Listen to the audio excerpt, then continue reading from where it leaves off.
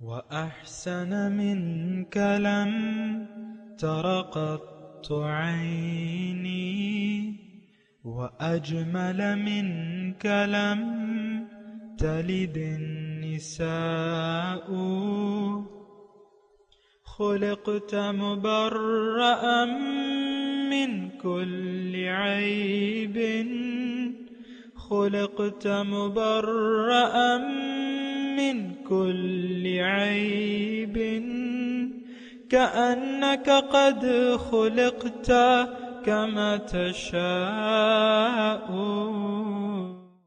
كتاب أنزلناه إليك مبارك ليدبروا آياته وليتذكر أولو الألباب.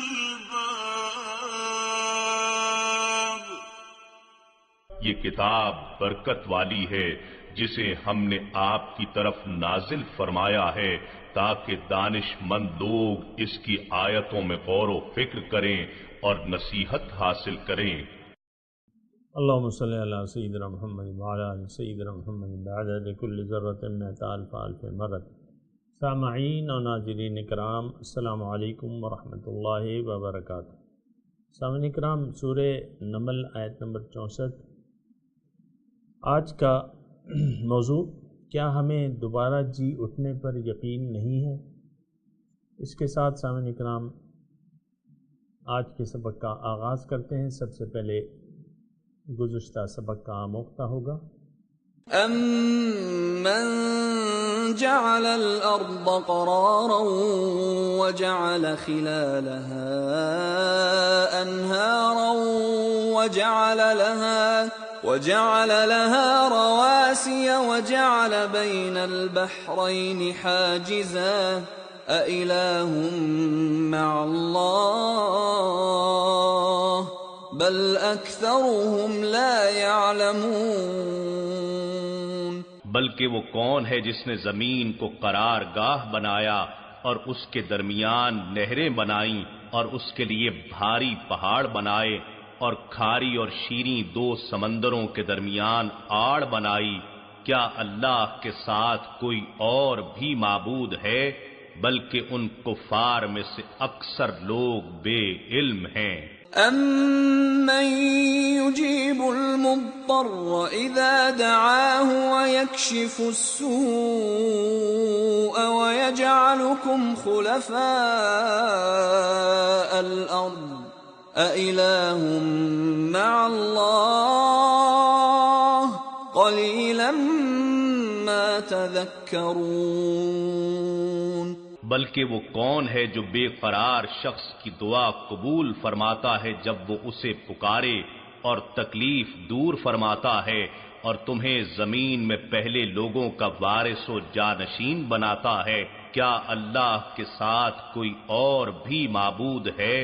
تم لوگ بہت ہی کم نصیحت قبول کرتے ہو.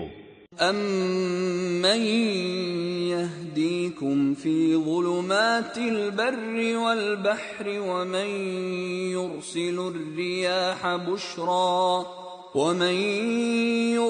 الرِّيَاحَ بُشْرًا بَيْنَ يَدَيْ رَحْمَتِهِ أَإِلَٰهٌ مَّعَ اللَّهِ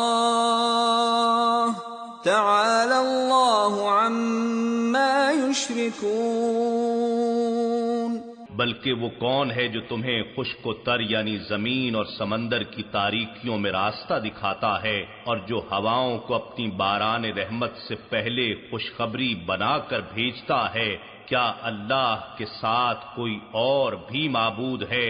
اللہ ان معبودان باطلہ سے برتر ہے جنہیں وہ شریک ٹھہراتے ہیں. سامعین کرام، سورہ نمل آیت نمبر 64. امن یبدأ الخلق ثم یعیدہ، کون ہے وہ جو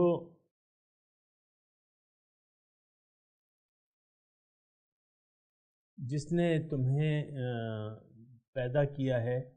یبدأ الخلق، یبدأ کہتے ہیں ابتداءً پیدا کرنے والا. اور کون ہے وہ جس نے مخلوق کو ابتداءً پیدا کیا ہے اور ثم یعیدہ پھر وہ اس کا اعادہ کرتا ہے. الہ مع اللہ ومن یرزقکم، اور کون ہے جو تمہیں آسمان اور زمین سے رزق دیتا ہے. الہ مع اللہ، کیا اللہ کے ساتھ کوئی اور اللہ خدا بھی ہے. قل ہاتوا برہانکم، آپ کہہ دیجئے کہ کوئی دلیل لے آؤ اگر تم سچے ہو. سامعین کرام، یبدأ الخلق کہتے ہیں کہ ابتداءً مخلوق کو پیدا، بدیع السماوات والارض، بدی البدی اللہ تعالیٰ کی ایک صفت ہے، ابتداءً پیدا کرنے والا، یعنی بغیر کسی اسباب کے ابتداءً پیدا کرنے والی ذات اللہ تعالیٰ ہی کی ہے. ثم یعیدہ، پھر وہ اس کا اعادہ کرتا ہے.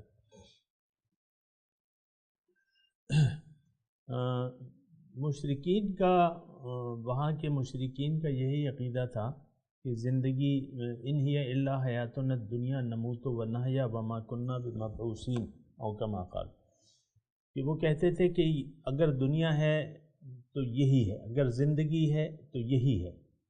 ان ہی الا حیاتنا الدنیا نموت و نحیا، ہم پیدا ہو رہے ہیں، مر رہے ہیں، اور اس کے بعد ہمیں زندہ نہیں ہونا. تو عقیدہ آخرت یا دوبارہ جی اٹھنے کے بارے میں وہ لوگ اسے انکار کرتے تھے کہ ایسا نہیں ہوگا، ایسا نہیں ہو سکتا. تو بہرحال وہ تو قدرت الہی پہ شک کر رہے تھے، اور اللہ تعالیٰ تو ہر چیز پہ قادر ہے. یہاں یعنی اس آیت میں 3 اللہ تعالیٰ نے اپنی قدرت بیان کی ہے. ایک تو ابتداءً مخلوق کو پیدا کرنا، پھر دوبارہ اسے زندہ کرنا، پھر رزق کے اسباب پیدا کرنا.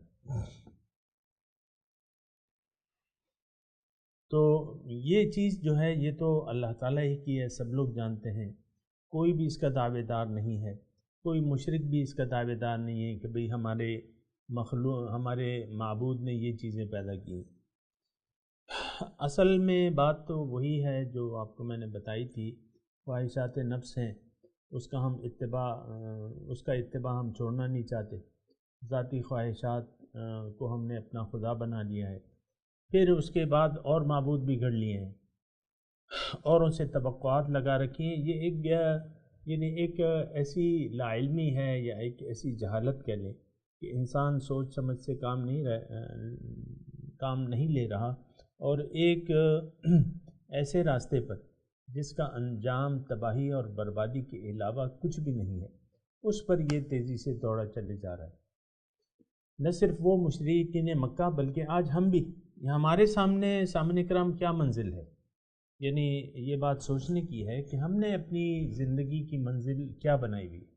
وہی باطل مقاصد ہیں، دنیا ہے، ملعون دنیا ہے، اس کے پیچھے ہم دوڑ رہے ہیں، اور اللہ تعالیٰ کی یاد کو ہم دل سے بھلا چکے ہیں. تو یہ ساری باتیں نہیں ہونی چاہیے، اور اس کا تدارک یہ ہے کہ ہم اللہ تعالیٰ کی قدرت پر غور کریں، اس کی ربوبیت کے مظاہر پر غور کریں، اور وہ ہمیں اللہ تعالیٰ بتا رہے ہیں. جو آپ سن رہے ہیں، چند درس ہو گئے ہیں، آپ اللہ تعالیٰ کے قدرت کے، اللہ تعالیٰ کی رحمت کے، اللہ تعالیٰ کی ربوبیت کے آپ مظاہر سن رہے ہیں. یہاں اللہ تعالیٰ اپنی قدرت بتا رہے ہیں کہ دیکھو یہ تمام مخلوق ایک وقت میں نہیں تھی. جانتے ہیں ہم کہ یہ مخلوق جو ہے وہ حادث ہے، قدیم نہیں. حادث اور قدیم علمی الفاظ ہیں سامعین کرام، تھوڑی سی میں آپ کو تشریح بھی کر دیتا ہوں. حادث اس مخلوق کو کہتے ہیں جو پہلے نہیں تھی اور پھر بعد میں پیدا ہوئی. قدیم کا مطلب یہ ہے کہ قدیم ازل سے، یعنی ہمیشہ سے، یعنی وہ پیدا نہیں ہوئی، وہ ہمیشہ سے تھی، ہمیشہ سے ہے. الحی القیوم. بہرحال یہ حادث اور قدیم کا معنی. تو صرف ایک اللہ تعالیٰ کی ذات اپنی صفات کے ساتھ قدیم ہے. سامعین کرام یہ بات نوٹ کر لیں، اللہ تعالیٰ اپنی ذات اور صفات کے ساتھ قدیم ہے، اور باقی ساری چیزیں حادث ہیں، ایک وقت تھا کہ نہیں تھی.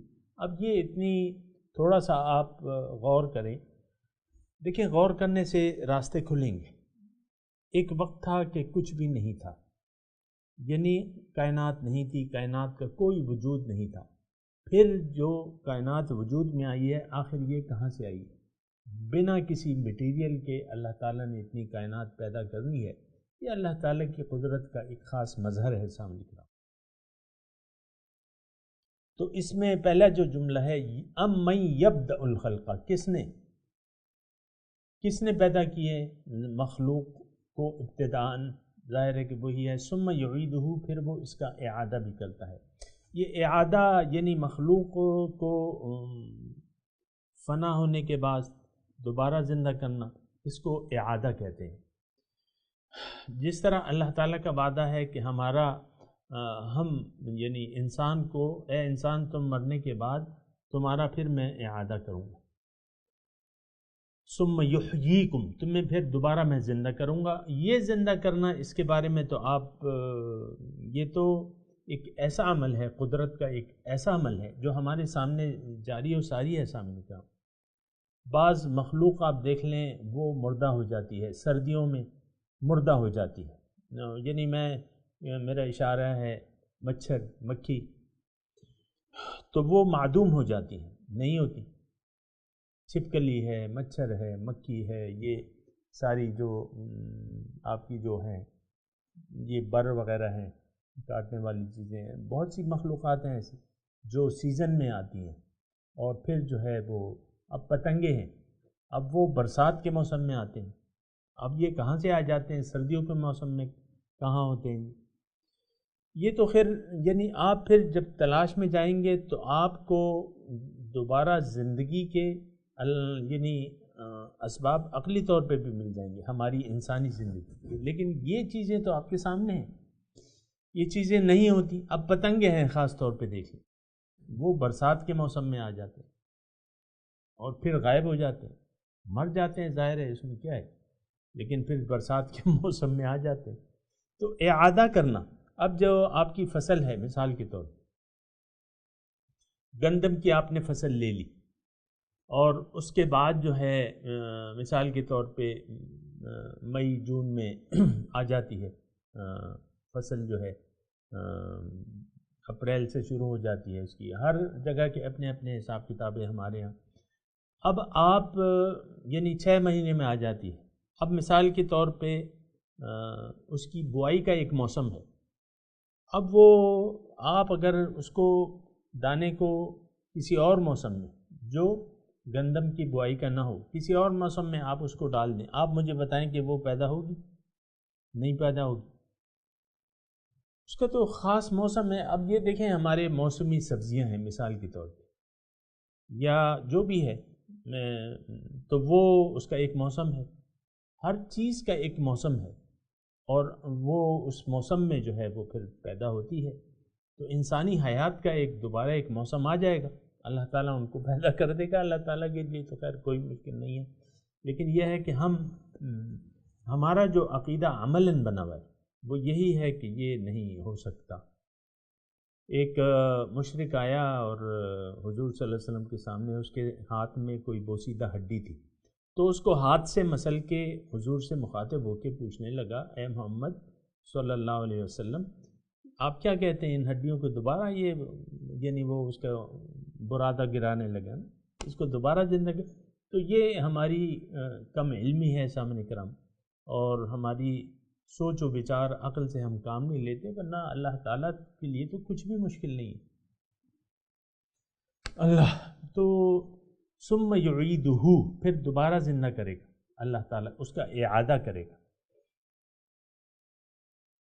تو اس پہ یعنی اس مضمون کا اطلاق جو ہے تمام مخلوق پہ بھی ہوتا ہے، اور خاص طور پہ اس کا اطلاق انسان پہ ہوتا ہے کہ اس نے ہمیں پیدا کیا ہے، زندہ اللہ تعالیٰ نے ہمیں پیدا کیا ہے بنا کسی اسباب کے۔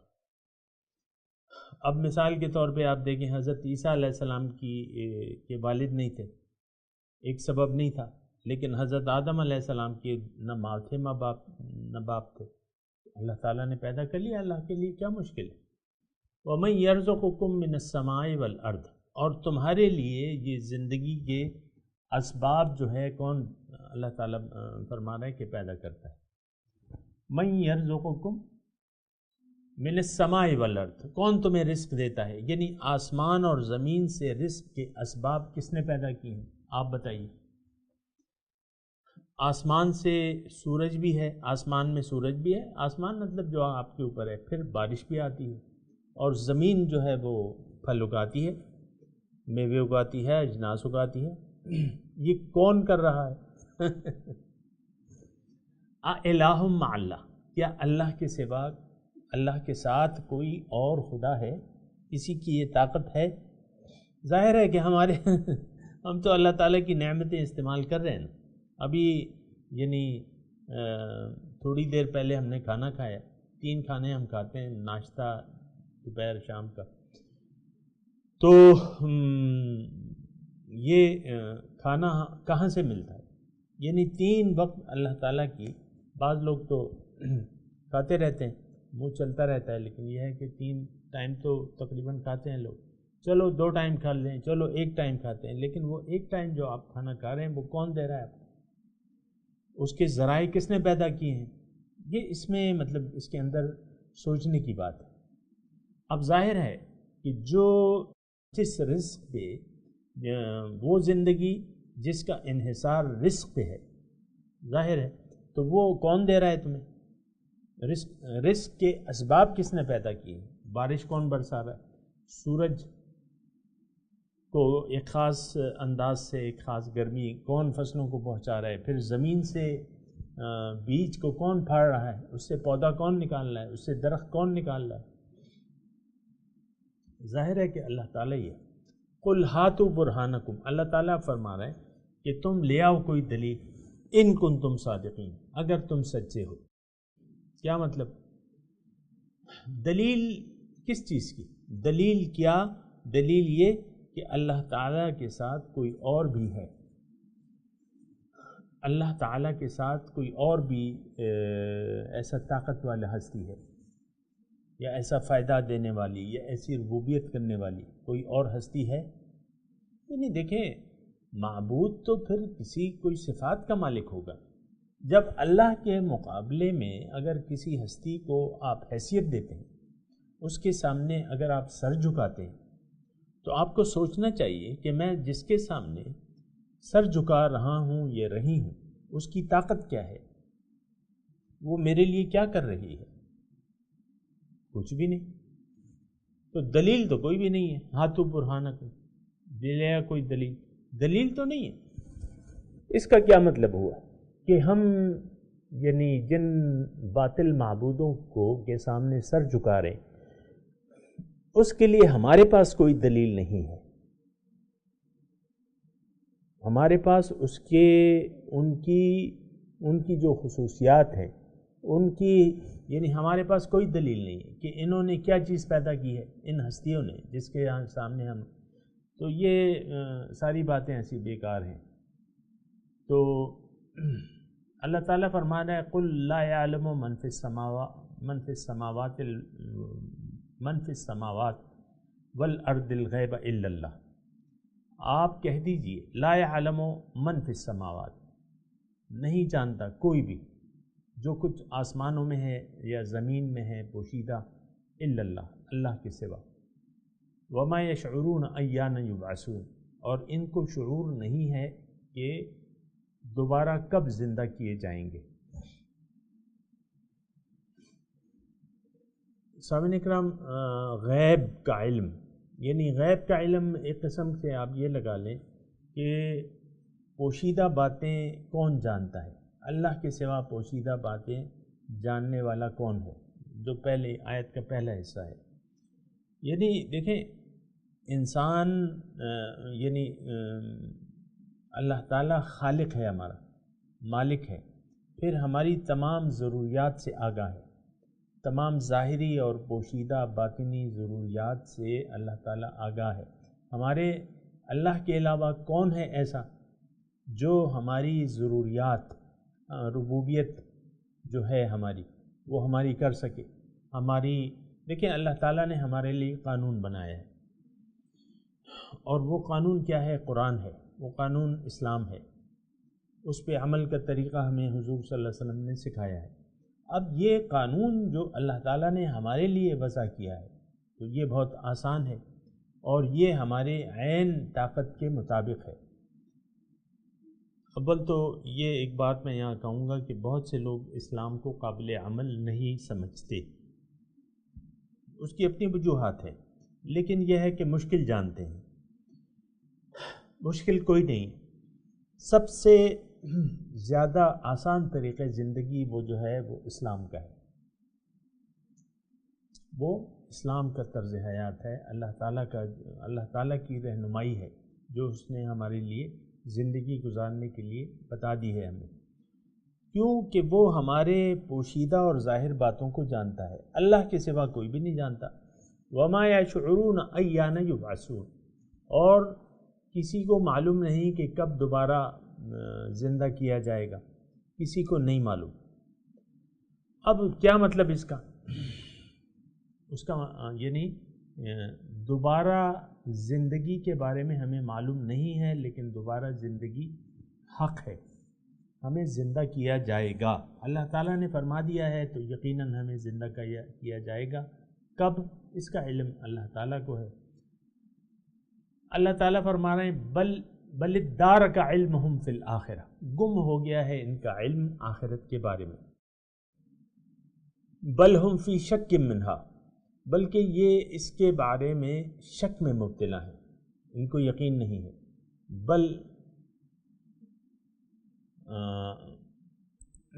بل ہم منہا عمون، بلکہ یہ اس سے اندھے ہیں۔ یعنی سامعین کرام، بل ادارک علمہم فی الآخرہ، یہ ایک ایسی آیت کا ایک ایسا حصہ ہے کہ اس کے بارے میں میں یہی کہوں گا کہ یہ ہمارے بارے میں ہے، سارا قرآن ہمارے بارے میں ہے، اور بعض چیزیں خصوصیت سے ہمارے لیے ہوتی ہیں، اور یہ آیت جو ہم پڑھ رہے ہیں یہ بل ادارک علمہم فی الآخرہ، آخرت کے بارے میں ان کا علم جو ہے وہ گم ہو گیا ہے اور یہ شک میں ہے۔ ایسا کیوں ہے کہ آخرت سے ہم لوگ غافل ہیں؟ یعنی سوال یہ بنتا ہے کہ ایسا کیوں ہے؟ اس کی وجہ یہ ہے کہ ہم نہ کسی کی بات سنتے ہیں اور نہ عقل سے کام لیتے ہیں۔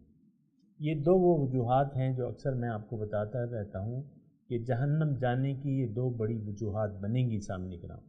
اگر ہم کسی کی بات پہ کان نہیں دھریں گے یا عقل سے کام نہیں لیں گے تو اس کے جو نتائج ہیں وہ یہ ہیں کہ آپ ظاہر دنیا پر دھوکہ کھا لیں گے، کیونکہ دنیا تو آپ کے سامنے ہے لیکن وہ آپ کی منزل نہیں ہے، وہ آپ کا مقصد نہیں ہے۔ آپ کا مقصد جو ہے وہ تو باطن ہے، تو وہ باطن تو آپ کو کوئی سنانے والا سنائے گا، اس کا علم تو ظاہری قوتوں سے نہیں ہو سکتا۔ یعنی آخرت کا علم جو ہے وہ ہماری ظاہری قوتوں سے ہمیں حاصل نہیں ہو سکتا۔ باطن کا علم ہم ظاہری قوتوں کے ذریعے ہم نہیں حاصل کر سکتے۔ یہ تو آپ کو معلوم ہے نا سامعین کرام، کیوں کہ عقل تو محدود ہے، ہمارے پاس جو عقل ہے وہ محدود ہے، اور وہ محدود ہے حواس خمسہ تک۔ جو چیز بھی حواس خمسہ کی زد سے باہر چلی جائے وہ ہماری سمجھ میں نہیں آئے گی، تو اس کے بارے میں جاننا ہوگا کسی اللہ والے سے۔ وہ سب سے پہلے پیغمبر کی ذات ہے، پھر نائبین پیغمبر ہیں، اولیاء اللہ ہیں، خلفائے رسول ہیں۔ تو علماء امتی کا انبیاء بنی اسرائیل جو عالم ربانی ہے اس کا درجہ نبیوں جیسا ہے۔ تو الرحمن فاسأل بہ خبیرہ، اللہ نے ہمیں یہ ہدایت دی ہے کہ رحمان کے بارے میں، باطن کے بارے میں اگر تم جاننا چاہتے ہو تو کسی خبردار شخص سے معلوم کرو، اس کی بات پہ کان دھر لو، اس کی بات پہ سوچو اور پھر عقل سے کام لو۔ تو اگر ایسا ہم نہیں کریں گے تو آخرت کے بارے میں تو ہماری کوئی حس جو ہے آخرت کے بارے میں کام نہیں کرتی۔ سامنے کرام، اپنی جو ہمارے پاس حسیات ہیں عقلی، جو عقل کی حدود ہیں، آخرت کے بارے میں کوئی قوت ہماری کام نہیں کرتی۔ اس کے بارے میں تو لازماً آپ کو کسی کے سامنے سر جھکا کے بات سننا ہوگا، بات سننی ہوگی اور پھر سوچنا ہوگا، کیونکہ دعوت جو ہے وہ دلائل سے، اللہ والے جو ہیں دعوت دلائل سے دیتے ہیں۔ قل، جس طرح کے پیغمبر کا طریقہ کار ہے کہ قل ھذہ سبیلی ادعو الی اللہ، آپ ان سے کہہ دیجئے کہ میرا تو مشن فقط صرف یہ ہے کہ میں لوگوں کو دعوت دیتا ہوں اللہ کی طرف، علی بصیرۃ انا ومن اتبعن، دلائل سے دعوت دیتا ہوں، میں اور میرے پیروکار دلیل سے دعوت دینے والے ہیں۔ تو سامعین اکرام، یہ ساری چیزیں ہیں اور یہ تھوڑا سا آپ نے سوچنی ہوں گی۔ یہاں جو بات کی جا رہی ہے،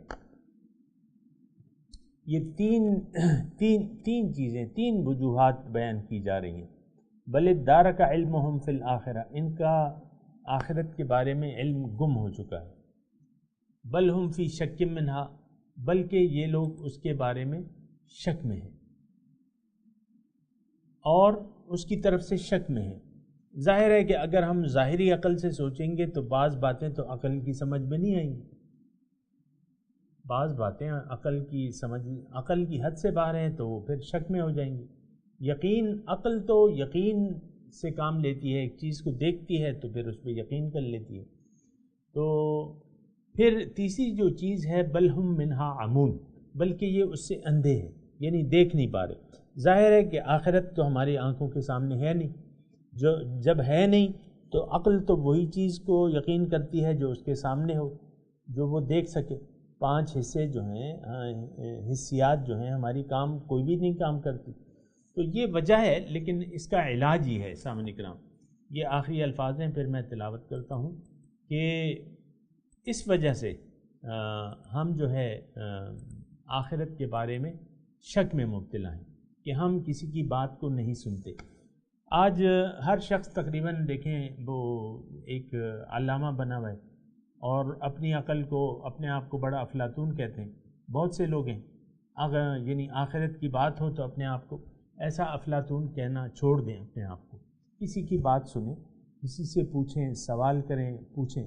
فَاسْأَلُوا أَهْلَ الذِّكْرِ إِن كُنتُمْ لَا تَعْلَمُونَ، قرآن نے ہمیں یہ طریقہ بتایا ہے کہ دیکھو اگر تمہیں معلوم نہیں ہے تو اللہ والوں سے پوچھو، اہل ذکر سے پوچھ لو اور کسی رحمان کے بندے سے پوچھ لو، تو وہ آپ کو بتائے گا، وہ پھر دلیل سے آپ کو قائل کرے گا کہ ہاں آخرت حق ہے۔ سامنے کا میں تلاوت کرتا ہوں، میرے ساتھ دہرائیے۔ اعوذ باللہ من الشیطان الرجیم، بسم اللہ الرحمن الرحیم۔ امن یبدأ الخلق ثم یعیدہ ومن یرزقکم من السماء والارض اِلٰہٌ مع اللہ قل ہاتوا برہانکم ان کنتم صادقین۔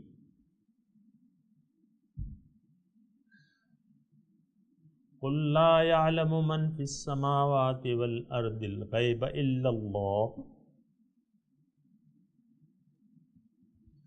وما يشعرون أيان يبعثون بل ادارك علمهم في الآخرة بل هم في شك منها بل ہم منہا عمون۔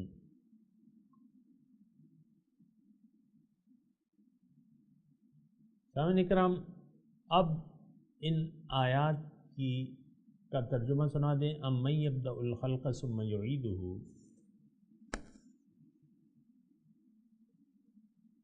کون ہے وہ جس نے مخلوق کو ابتداءً پیدا کیا ہے، ثم یعیدہ، پھر وہ اس کا اعادہ بھی کرے گا۔ وَمَن يَرْزُقُكُم مِّنَ السَّمَاءِ وَالْأَرْضِ، اور کون ہے وہ جو تمہیں آسمان اور زمین سے رزق کے اسباب فراہم کرتا ہے۔ الہ مع اللہ، کہ اللہ کے سوا کوئی اور دوسرا خدا ہے، معبود ہے۔